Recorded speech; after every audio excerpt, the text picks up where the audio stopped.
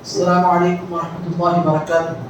الحمد لله رب العالمين والصلاة والسلام على رسوله الكريم وعلى آله وصحبه أجمعين ومن تبعهم بإحسان إلى يوم الدين. أما بعد. أعوذ بالله من الشيطان الرجيم. بسم الله الرحمن الرحيم. اهدنا الصراط المستقيم. இன்னைக்கு அல்லாஹ்வின் நல்லடியார்களே, சூரத்துல் ஃபாத்தியாவுடைய தஃப்சீரை நம்ம தொடர்ந்து பார்த்துட்டு வரோம். அல்லாஹ் தஆலா சூரத்துல் ஃபாத்தியாவுல சொல்றா, இஹ்தினா ஸிராத்தல் முஸ்தகீம். அல்லாஹ் எங்களுக்கு சிராத்தை முஸ்தகீம் என்று சொல்லக்கூடிய நேரான பாதையை நீ எங்களுக்கு தா, எங்களுக்கு நீ தந்தருள்வாயாக என்று அல்லாஹ் இந்த வசனத்துல சொல்றோம். நாமளும் தினந்தோறும் தொழுகையில நாம் என்ன செய்யறோம்? சூரத்துல் ஃபாத்தியா ஓதும் போது அல்லாஹ் கிட்ட இந்த கோரிக்கையை வைக்கிறோம், அல்லாஹ் எங்களுக்கு நேரான அந்த பாதையை கொடு என்று அல்லாஹ்ட்ட நாம பிரார்த்தனை செய்கிறோம். இப்போ அல்லாஹ்விடத்துல நம்ம நேர் வழியை கேட்கிறோம் பார்த்தீங்களா, இந்த நேரான பாதையை கேட்கிறோம் பார்த்தீங்களா, இது ரெண்டு விதமான அம்சங்களை உள்ளடக்கி. ஒன்று என்ன, நேர் வழியை கேட்கிறோம்னு சொன்னா முதல்ல அதுல இருந்து எதை நாடுறோம்? அல்லாஹ் எங்களுக்கு நேர்வழியை தான் சொன்னா நேர்வழி பற்றிய அந்த கல்வியை தான் அர்த்தம். ஏன், ஒரு மனிதனுக்கு கல்வி இருந்தா தான் நேர்வழி எதுன்னு தெரியும். அப்ப நேர்வழியை அறிவதற்கு கல்வி என்பது அவசியம். அப்ப ஒருவர் அல்லாஹ்விடத்துல இஹ்தினா ஸிராத்தல் முஸ்தகீம் சொன்னா அவர் என்ன கேட்கிறாரு? அல்லாஹ் எனக்கு அந்த நேரான பாதையை காட்டு என்று சொன்னால் அதுல இருந்து முதல்ல அவர் எதை நாடணும்? அல்லாஹ் எனக்கு அந்த கல்வியை தா. ஏன்னா ஒரு மனிதர் கல்வி இல்லாம செயல்பட்டாரு சொன்னா, மார்க்க கல்வி இல்லாம அவர் அமல் செஞ்சாருன்னா அந்த அமல்கள் தவறாக இருக்கும். உதாரணத்துக்கு பாருங்க, ஒருவருடைய தொழுகை ஏற்றுக்கொள்ளப்பட வேண்டும் என்றால் ஒது என்பது ரொம்ப ரொம்ப முக்கியம். ஒது சரியா இருந்தா தான் தொழுகை ஏற்றுக்கப்படும். ஒருத்தர் வர ஒது செய்யறாரு, ஆனா மார்க்கம் எப்படி சொல்லியிருக்கோ அப்படி செய்யல, சரியா கழுவுற பகுதியெல்லாம் கழுவாம அறமுறையா ஒரு செஞ்சு வந்துட்டார். தொழுகையில ரொம்ப பக்தியோடு தொழுறாரு, அல்லாஹ் கஞ்சின்றது இதோடு தொழுறாரு, அவர் தொழுகை ஏற்றுக்கொள்ளப்படாது. ஏன்? தொழுகையை பொறுத்த வரைக்கும் அந்த தொழுகைக்கு எப்படி தொழணுன்றதுக்கு முன்னாடி ஒதுவை பற்றிய அந்த கல்வி அவர்கிட்ட இருக்கணும். அப்போ ஒதுவை பத்தியும் தெரியணும், தொழுகையை பத்தியும் தெரியணும். நோன்பு வைக்கிறோம், நோன்பு எப்படி வைக்கணும், எதனால நோன்பு புரியும், எதனால முடியாது, இதெல்லாம் நமக்கு தெரியணும். அப்போ முதல்ல நாம அல்லாஹ்ட்ட எதை நம்ம கேட்கணும்னு சொன்னா நேர்வழி பற்றிய அந்த கல்வி அல்லாஹ்ட்ட நம்ம கேட்கணும்.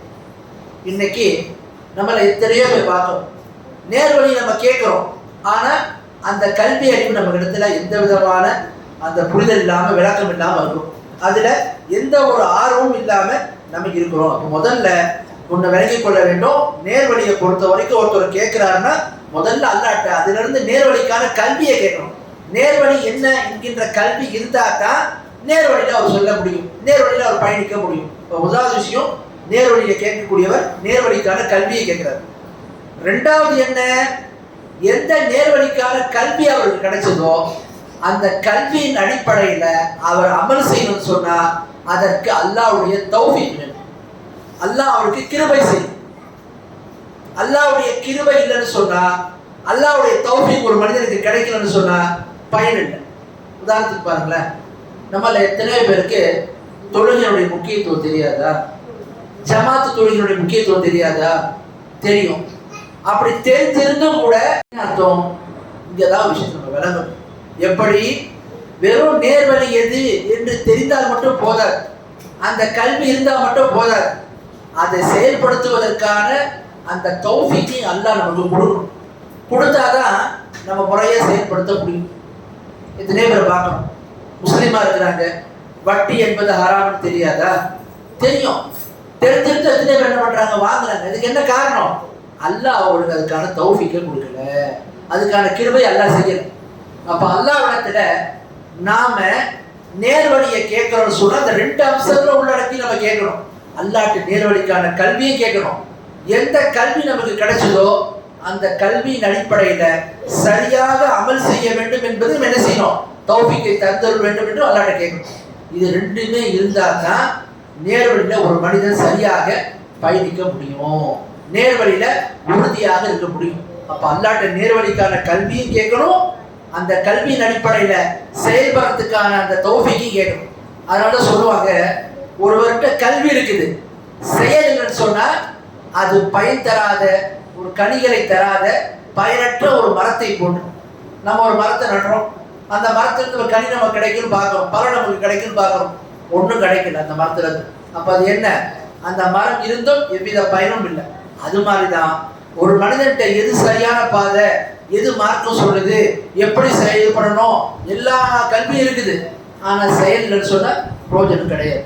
அப்ப அல்லாட்ட கேட்கும் போது நேர்வழிக்கான அந்த கல்வியும் கேட்கணும், அந்த கல்வி கிடைச்சிருக்கு பார்த்தீங்கன்னா அதன் அடிப்படையில் அமல் செய்யறதுக்கான தௌஃபீக்கையும் அல்லாஹ்விடத்தில் நாம கேட்க வேண்டும். அப்போதுதான் அது நமக்கு என்ன செய்யும், பயனளிக்கும் அப்படின்றத நாம அறிந்து கொள்ள வேண்டும்.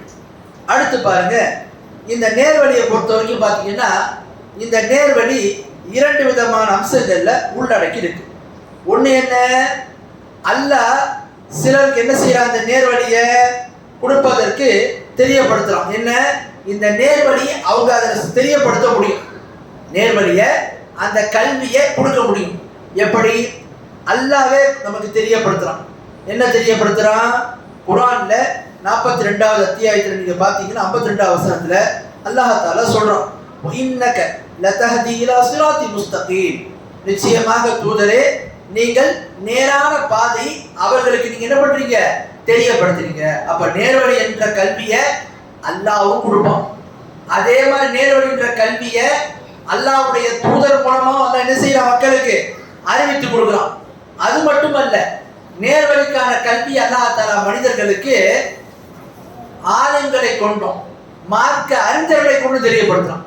குர்ஆன்ல பாருங்க 32வது அத்தியாயத்துல 24வது வசனத்துல அல்லாஹ் தஆலா சொல்றான், வஜஅல்னா மின்ஹும் அய்யிம்மத்த யஹ்தூன பிஅம்ரினா லம்மா ஸபரு வகானு பிஆயாத்தினா யுகினூன். அல்லாஹ் சொல்றான், அவர்களிலிருந்து நாம் சிலரை இமாம்களாக, வழிகாட்டிகளாக நாம் ஆக்கணும். அவங்க என்ன பண்றாங்க, நம்முடைய கட்டளையை கொண்டு அவர்கள் நேர்வழியை தெரியப்படுத்துறாங்க என்று அல்லாஹ் தஆலா தெரியப்படுத்துறான். அப்ப நேர்வழியை சொல்லக்கூடிய அந்த கல்வியை பொறுத்த வரைக்கும் அல்லாஹ்வும் மனிதர்களுக்காக தெரியப்படுத்துறான், நபிமார்கள் மூலமாகவும் அல்லாஹ் தெரியப்படுத்த வைக்கிறான், மார்க்க அறிஞர்களை கொண்டும் அல்லாஹ் என்ன செய்யறான், அந்த நேர்வழிக்கான கல்வியை கொடுத்து விடுகின்றான். அப்ப நேர்வழி சொல்ல பார்த்தீங்கன்னா ரெண்டு விஷயம், நம்ம அதற்கான கல்வி, அதனுடைய கிருபை, அதை அமல் செய்யறதுக்கான கிருபை.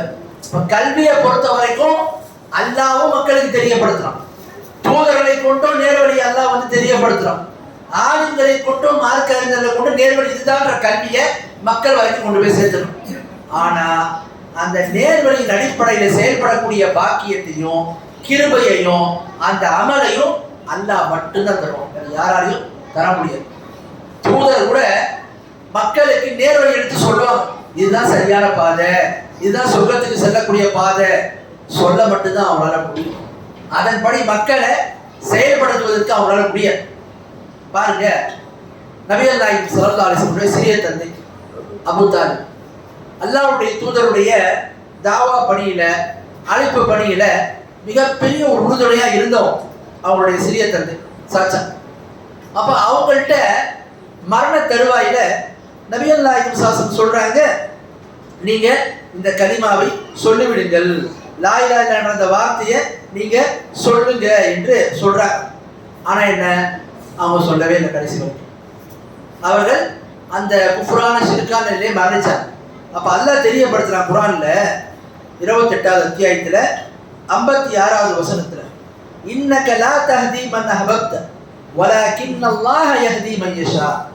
நிச்சயமாக தூதரே, நீ விரும்பியவர்களுக்கெல்லாம் நேர்வழியை, அந்த கிருபையை தந்திர முடியாது. அல்லாஹ் யாருக்கு நாடுறானோ அவங்களுக்கு தான் கொடுக்கும். அப்ப அல்லாஹ் இங்க என்ன சொல்ல வரான், இதுக்கு முன்னாடி ஒரு வசனத்தை பார்த்தோம், இன்னக லா தஹ்தி இலா சிராத்தி முஸ்தகீம். நபியே, நீங்கள் நேரான பாதை மீது என்ன செய்றீங்க, மக்களுக்கு தெளிவுபடுத்துறீங்க அல்லாஹ் சொல்றான். ஆனா அல்லாஹ் இங்க என்ன செய்யறான், நீங்க நேர்வழியை தர முடியாதுன்றான். என்ன அர்த்தம், தூதரால நபியினால இதுதான் நேர்வழி என்று சொல்லதான் முடியும். ஆனா அந்த நேர்வழியை ஒரு மனிதன் விளங்கி அதற்கான கிருபையை பெறுறது, தௌஃபீக்கை பெறுவது எல்லாருமே முடியாது. அல்லாஹ் யாருக்கு நாடுறானோ அவங்களுக்கு மட்டும்தான் அது கிடைக்கும். அதான் சொல்றோம், நீங்க நாடியவங்களுக்கு நம்பிக்கை, நீங்க நாடியவங்களுக்கெல்லாம் நேர்வழி கிடைச்சிடாது. அல்லாஹ் யாருக்கு நாடுறாரோ அவர்களுக்கு மட்டும்தான் அந்த தௌஃபீகை தரும். அப்போ தூதர் சொல்லியே அவங்களுடைய வார்த்தையை கேட்டு எத்தனை பேர் இஸ்லாத்துக்கு வரல. இஸ்லாத்துக்கு பல பேர் வந்தாலும் பல பேர் இஸ்லாத்துக்கு வராம பல காஃபிர் என்ன செஞ்சாங்க, தலைவர்கள்லாம் இருக்கதான் செஞ்சாங்க. அப்போ நேர்வழி என்பது நல்ல விளங்கிக்கணும். ஒண்ணு நேர்வழிக்கான கல்வி, அந்த கல்வியை அல்லாஹ்வும் நமக்கு தரலாம், அல்லாஹ்வுடைய தூதர் மூலமாகவும் தெரியப்படுத்துறோம். இமாம்களை கொண்டோம், நேர்வழியில பயணித்த ஆலிம்கள் அறிஞர்களை கொண்டோம் எல்லாம் தெரியப்படுத்துறோம். இவங்க எல்லாம் கல்வியை சொல்லுவாங்க, நபியா இருக்கட்டும், தூதரா இருக்கட்டும், ஆலிம்களா இருக்கட்டும், கல்வி எடுத்து சொல்லுவாங்க. ஆனா அதை செயல்படுத்துறதுக்கான தௌஃபீக்கு ஒரு மனிதனுக்கு யாருக்கு கிடைக்கும், அல்லாஹ்விடத்திலிருந்து மட்டும்தான் கிடைக்கும், வேற யாருக்கும் இது கிடைக்கவே கிடைக்காது. அதனாலதான் நல்லா ஒண்ணு விளைக்கணும், என்னத்தை தான் ஒழுக்கமான முறையில் நம்ம மார்க்கத்தை எடுத்து சொன்னாலும், என்னத்தை நபியே சொன்னாங்க, அதை விட யாராவது மார்க்கத்தை எடுத்து சொல்ல முடியுமா? அப்படிப்பட்ட நபி சொல்லி கூட என்ன செய்தாங்க, சில பேர் இஸ்லாத்தை ஏற்றுக்கிறார், சில பேருக்கு தௌஃபீக் கிடைக்கிற. அப்போ அல்லாஹ்வின் புறத்திலிருந்து தான் நமக்கு என்ன நேர்வழி கிடைக்குது. அப்ப நல்ல ஒரு விஷயத்தை விளங்கிக்கணும். ஒரு முஃமின் அல்லாஹ் மீது எந்த அளவுக்கு நம்பிக்கை வைக்க வேண்டும் என்று சொன்னால், நமக்கு கிடைக்கக்கூடிய ஹிதாயத்தா இருந்தாலும் சரி, ஒரு சின்ன ஒரு அமலை நம்ம செய்யறதா இருந்தாலும் சரி, ஒரு சுன்னத்தை நம்ம கடைபிடிக்கிறதா இருந்தாலும் சரி, எல்லாராலையும் முடியாது. இப்ப நம்ம நிறைய பேர் நினைப்போம், மார்க்கத்துல ஆண்களுக்கு என்ன செய்யப்பட்டிருக்கு, மார்க்கத்துல தாடியை விட சொல்லப்பட்டிருக்கு. அதே மாதிரி ஆடை அணியும் போது கணுக்காலுக்கு மேலதான் ஆடை அணியணும், கணுக்காலுக்கு கீழே ஆடை அணியக்கூடாது சொல்லப்பட்டிருக்கு. இதை பத்தி சொல்லப்பட்டு எவ்வளவு சொல்ற ஹதீஸ்ல வருது, சலாசத்து லா யுகல்லிமுஹும் அல்லாஹ் வலா யுஸக்கி வலஹும் அதாபுன் அலீம். 3 பேர் இருக்கிறாங்க, மறுமை நாள்ல அல்லாஹ் அவங்கள பார்க்கவும் மாட்டான், அவங்களோட பேசவும் மாட்டான், அவங்கள தூய்மைப்படுத்தவும் மாட்டான், அவங்களுக்கு கடுமையான வேதனை இருக்கு. அது யாரு? ஒரு ஆளு அல் முஸ்பின். அல் முஸ்பின்னா ஆடையை கரண்டைக்கால கீழே தொங்கோடக்கூடிய ஆண். 2வது வல் மன்னான், செய்து காட்ட உதவியை சொல்லி காட்டக்கூடிய, ஒரு உதவி செய்துட்டு சொல்லி காட்ட உதவி செய்த பத்தியா என்ற மாதிரி சொல்லி காட்டக்கூடியவன். 3வது வல் முன்ஃபிக் சிராத்து பில் ஹலஃபில் காதிப், பொய்யான சத்தியத்தை சொல்லி தன்னுடைய வியாபாரத்தை விற்பனை பண்றவன். இந்த 3 பேர் அல்லாஹ் பார்க்கவும் மாட்டான், பேசவும் மாட்டான், அவங்க மீது கருணை புரியவும் மாட்டான் என்று சொல்லி அல்லாஹ் தஆலா அல்லாஹ்வுடைய தூதர் ஹதீஸ்ல சொல்றாங்க. அப்ப பாருங்க, இப்ப நம்ம எத்தனை பேர் தெரியும் இதெல்லாம் மார்க்கத்துல கடமை, மார்க்கத்துல இது ஹராம் என்று தெரியும். ஆனா என்ன, நம்மால செயல்பட முடியல, நம்மால அதன்படி வாழ முடியல. அப்ப அதுக்கு என்ன அர்த்தம், அல்லாஹ்ட்ட இருந்து நமக்கு தௌஃபீக் கிடைக்கல. கல்வி இருந்தாலும் அதை செயல்படுறதுக்கு வாய்ப்பு அமையல. யூதர்களுக்கு கூட தெரியும் அல்லாஹ்வுடைய தூதர் தான் இறுதி தூதர், கல்வி இருந்துச்சு, செயல்பட்டாங்களா, ஏத்துக்கிட்டாங்களா, ஏத்துக்கல. ஏன்? அல்லாஹ்வின் புறத்திலிருந்து அவங்களுக்கு அந்த தௌஃபீக் கிடைக்கல, கிருபை கிடைக்கல. ஆகவே ஒரு மனிதன் மார்க்க கல்வியை அறிந்ததுனால மட்டும் அவர் கரெக்டா புரிவார்னு சொல்ல முடியாது. அதற்கான வாய்ப்பு அல்லாஹ் கொடுக்கணும். அதனாலதான் ஒரு முஸ்லிமானப்பட்டவன், ஒரு முஸ்லிமாக இருக்கக்கூடியவன் எல்லா நிலைகளிலையும் அல்லாஹ்வையே முழுமையாக சார்ந்து இருக்கணும், அல்லாஹ் மீதே முழுமையான தவக்குல் வைத்தவனாக இருக்கணும். ரசூல் அந்த துஆ நமக்கு கற்றுத் தந்திருக்கிறாங்க. யா ஹய்யு யா கய்யூம் அஸ்தகீஸ் யா ஹய்யு யா கய்யூம் برحمتك استغيث اصلح لي شأني كله ولا تكلني الى نفسي طرفة عين. யா ஹய்யு யா கய்யூம், இன்றுமே இருக்கக்கூடிய உயிரோடு இருக்கக்கூடியவனே, நித்திய ஜீவனே, நிலையானவனே, நான் உன்னுடைய அருளை கொண்டு நான் என்ன செய்யறேன், உன்னிடத்தில் உதவியை கேட்கிறேன், நீ என்னுடைய காரியங்கள் அனைத்தையும் சீராக்குவாயாக. ஒரு நொடி பொழுதும் என்னை நானே பொறுப்பு சுமப்பதை போன்று என்னை ஆக்கிட. எப்படிப்பட்ட துஆவா! ஒரு நொடி பொழுது கூட அல்லாஹ் மீது தவக்குல் இல்லாம, அல்லாஹ் மீது நம்பிக்கை இல்லாம ஒரு நிலை நீ எனக்கு ஏற்படுத்திடாத என்று நம்ம அல்லாஹ்ட்ட கேட்கிறோம். ஒரு மனிதனுக்கு அல்லாஹ் கொடுக்கக்கூடிய மார்க்க கல்வியா இருக்கட்டும், அவனுக்கு கொடுக்கக்கூடிய உடல் ஆரோக்கியமா இருக்கட்டும், அவனுக்கு தரக்கூடிய செல்வ செழிப்புகளா இருக்கட்டும், இதெல்லாம் எந்த ஒரு தனி மனிதனை கொண்டு கிடைப்பது கிடையாது. இதெல்லாம் அல்லாஹ் அவனுக்கு செய்யக்கூடிய அருள். அப்போ ஒரு மனிதன் அல்லாஹ்வை பற்றி புரிந்து கொள்ள வேண்டும். ஹிதாயத்திலிருந்து, நேர்வழியிலிருந்து, அமலிலிருந்து அவன் அனுபவிக்கக்கூடிய ஒவ்வொரு விஷயமும் அல்லாஹ்வின் புறத்திலிருந்து அவனுக்கு கிடைக்கும். எனவே அல்லாஹ்விற்கு நாம் என்ன செய்யணும், நன்றி செலுத்தக்கூடியவங்களா இருக்கணும். அல்லாஹ்விடத்துல தொடர்ந்து இதை பிரார்த்தனை செய்யக்கூடியவங்களா இருக்கணும். ஏதோ 4 விஷயம் தெரிஞ்சுக்கிட்டோம், தௌஹீத் கொள்கையை அறிஞ்சுக்கிட்டோம், மரண சொல்ல அப்படியே சொர்க்கத்துக்கு போயிடுவோம் அப்படிமா நினைக்க கூடாது. இதற்கான வாய்ப்பு, இதுல உறுதியா இருப்பது கூட அல்லாஹ் நமக்கு செய்யக்கூடிய தௌஃபீக். அது நமக்கு இல்லைன்னா என்ன, எத்தனையோ பேர் வந்தா என்ன செய்வாங்க, திரும்பி போயிடுவாங்க. அதான் நம்மளை காப்பாற்றும். எனவே மார்க்கத்துல நம்ம அல்லாஹ்விடத்துல இந்த நேர்வழியை கேட்கும் போது கல்வியும் கேட்கணும், அதன்படி அமல் செய்யறதுல உறுதியும் நம்ம என்ன செய்யணும், அல்லாஹ்விடத்தை தொடர்ந்து கேட்கணும். அடுத்து பாருங்க, சிராத்துல் முஸ்தகீம். சிராத்துன்னா பாதைன்னு அர்த்தம். என்ன பாதை? அரபியில சிராத்துன்னு சொன்னா ரொம்ப விசாலமான பாதை. அந்த பாதையில எந்த ஒரு நெருக்கடி இல்லாம அந்த பாதை விசாலமாக இருக்கும். அப்படிப்பட்ட பாதைக்கு தான் சிராத் என்ற வார்த்தையை அரபியில சொல்லுவாங்க. அப்போ இந்த இடத்துல அல்லாஹ் தஆலா சிராத்னு சொன்னா அது பாதையில என்ன பாதை? அது நேரடியா ஒரு பாதை இருக்கும், ஒரு ரோடு இருக்கும், அப்படி அர்த்தம் கிடையாது. நேரடியா அந்த இந்த பாதைன்னு சொல்றது எல்லா அல்லாஹ் தஆலா எந்த அர்த்தத்துல சொல்றான்னா அதை சொல்லுவாங்க நேரடி பொருள் கிடையாது, மறைமுகமான பொருள். என்ன பொருள்? அல்லாஹ் நமக்கு தரக்கூடிய இந்த இடத்துல நேரான அந்த பாதை என்பது எதை குறிக்குது? இஸ்லாமிய மார்க்கத்தை குறிக்குது. இந்த இடத்துல அல்லாஹ் தஆலா நம்ம கேட்கிற அல்லாஹ்ட்ட, அல்லாஹ் எங்களுக்கு நேர்வழியை தான். நேர்வழியை தான் என்ன அர்த்தம்? இஸ்லாமிய மார்க்கத்தை தான் அர்த்தம். நேர்வழின்னா ஏதோ ஒரு வழி இருக்குன்னு அர்த்தம் இல்லை. அது ஒரு இதா இலக்கிய ரீதியா சொல்லப்படுது. அதுக்கு என்ன அர்த்தம்? இந்த இஸ்லாம் மார்க்கம்னு அர்த்தம். அப்ப இந்த இஸ்லாமிய மார்க்கத்தில் இருக்கக்கூடிய நம்பிக்கைகள், வணக்க வழிபாடுகள், அமல் சார்ந்த அம்சங்கள், கொடுக்கல் வாங்கல்கள், ஹலால் ஹராம் தொடர்பான விஷயங்கள், உரிமைகள், கடமைகள், இது எல்லாமே என்ன அல்லாஹ் நம்ம கேட்கணும். அதுதான் இந்த இடத்துல அந்த பாதைன்னு அர்த்தம். அந்த பாதை எப்படிப்பட்ட பாதை? அல் முஸ்தகீம், நேரான பாதை. அதுல எந்த ஒரு வளைவு நெளிவும் கிடையாது, நேரான பாதை. அப்ப இஸ்லாமிய மார்க்கம் எப்படிப்பட்ட மார்க்கம் என்று சொன்னால், இந்த மார்க்கத்துல சொல்லப்பட்ட விஷயங்கள் அனைத்துமே இஸ்லாத்துல இருக்கு பாருங்க. இதுல எந்த விதமான குறையோ, இதுல எந்த விதமான ஒரு அறிவுக்கு புறம்பான விஷயமோ, இஸ்லாமிய மார்க்கத்துல ஏதாவது ஒரு விஷயம் நம்முடைய உணர்வுகளுக்கு மாற்றமானதோ அல்லது நம்முடைய அறிவுக்கு எதிரானதோ ஒரு விஷயம் கிடையாது. எப்படிப்பட்ட மார்க்கம்? அல்லாஹ்வால் நமக்கு கொடுக்கப்பட்ட மார்க்கம். இதுல எந்த ஒரு குறையும் கிடையாது. எல்லா இடத்திற்கும், எல்லா காலத்திற்கும், எல்லா நேரங்களுக்கும் பொருத்தமான ஒரு மார்க்கத்தை அல்லாஹ் நமக்கு கொடுத்திருக்கான். அந்த இஸ்லாமிய மார்க்கத்தை தான் இஹ்தினஸ் ஸிராத்தல் முஸ்தகீம், இஹ்தினஸ் ஸிராத்தல் முஸ்தகீம்னு நம்ம தினத்தோறும் அல்லாஹ்ட்ட கேட்கிறோம். ஆகவே அந்த மார்க்கத்துல அல்லாஹ் சொல்றானே, இன்ன தீன இன்தல்லாஹ் இஸ்லாம், நிச்சயமாக அல்லாஹ்விடத்தில் அங்கீகரிக்கப்பட்ட மார்க்கம் என்ன? இஸ்லாம் தான்.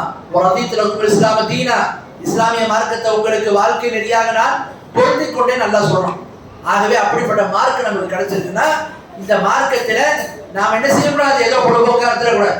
அல்லாஹ் குர்ஆன்ல சொல்றான் பாருங்க, 6வது அத்தியாயத்துல 153வது வசனத்துல, அன்னஹா ஸிராத்தி முஸ்தகீமா ஃபத்தபிஊஹு வலா தத்தபியூ சுபுல ஃபதஃபர்ரக பிக்கும் அன் ஸபீலிஹி ذلكم வஸாகும் பிஹி லஅல்லகும் தத்தகூன்.